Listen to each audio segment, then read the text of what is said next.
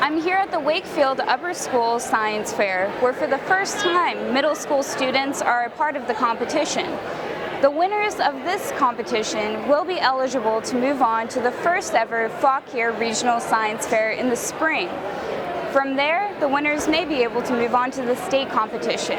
Our science fair is focused upon having students work on projects of their own choice so that they're vested in it, that's something they're interested in studying. And we have them go through the exercise of applying the scientific method, doing some background research in the area that they're interested in, developing a hypothesis, and then designing an experiment to test that hypothesis, collecting results and analyzing the results.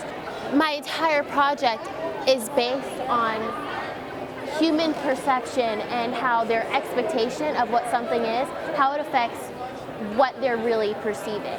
I tested which type of snack food had the most grease. I tested Lay's, Fritos, and Wheat Thins. And what I did was I put two pieces of graph paper out on a flat surface, and I laid 1.5 ounces of the snack food onto the graph paper, and I put a piece of wax paper over the paper and rolled it with a rolling pin, and I counted the number of grease spots to see which would release the most grease from the snack food.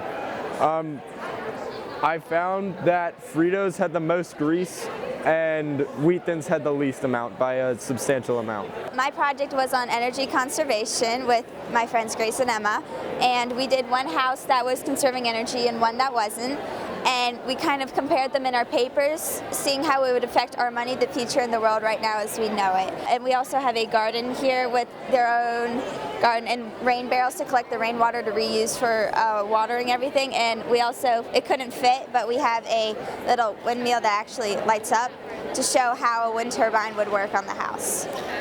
The science fair was an outlet for Wakefield students to show off their hard work, creativity, and scientific knowledge.